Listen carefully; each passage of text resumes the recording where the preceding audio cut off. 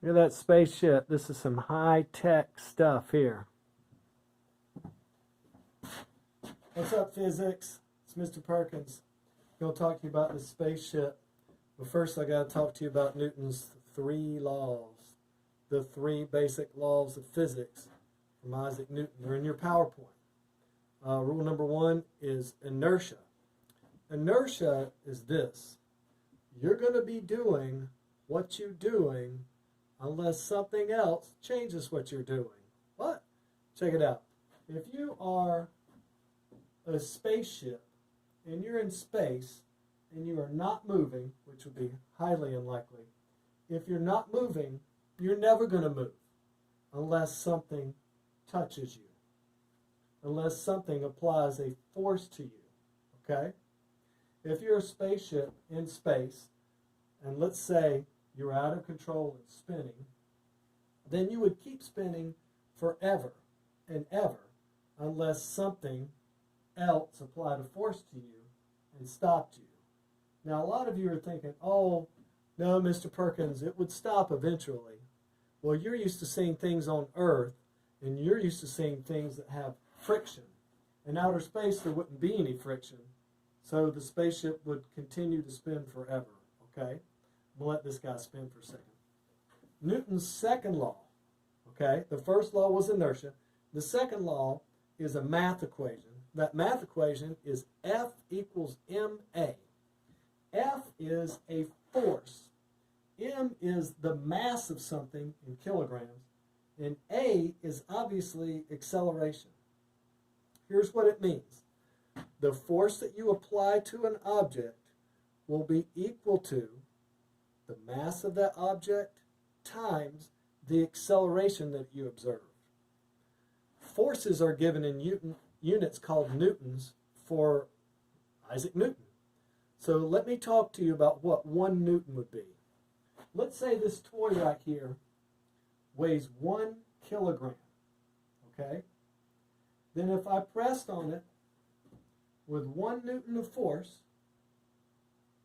for 1 second, then this thing would accelerate up to 1 meter per second. In other words, if you apply 1 newton of force to a 1 kilogram object, we'll pretend this thing weighs 1 kilogram, it's pretty close to that. If I apply 1 newton of force, then it will now accelerate away with an acceleration of 1 meter per second. The longer I press on it, the more it's going to keep accelerating.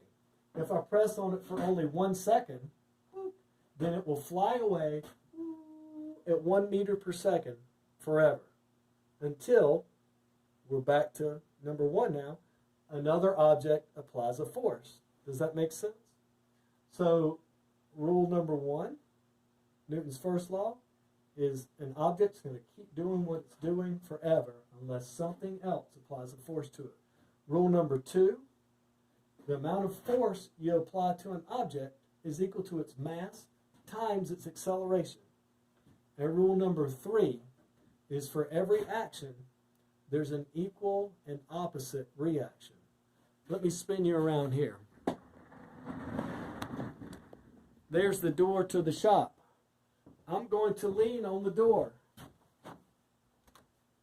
I'm pressing on the door. The door is pressing back on me. It must be. If it wasn't, it would open and I would fall out. So rule number 3 is, for every action, there's an equal and opposite reaction. This is another example of rule number 3. See this lock? I'm holding it. It's trying to go down. I'm pressing with an equal force up. That's the only way the object can be still. For every action, there's an equal and opposite reaction. If my hand wasn't there, then it would just keep moving, right? So those are the 3 laws. I'll spin you back to the spaceship here. Newton's 3 laws. Number 1, inertia. You're going to keep doing what you're doing.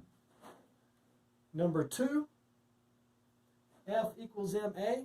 I'm going to press on something with a certain mass, with a certain force, and now we can predict how it accelerates away. And then rule number 3, for every action, there's an equal and opposite reaction. I'm now holding this in the air. That's why it's there. It's pressing on me. I'm pressing on it. There's Newton's 3 laws. Number 2 is where we can do the math. F equals ma. 1 Newton equals 1 kilogram times 1 meter per second per second.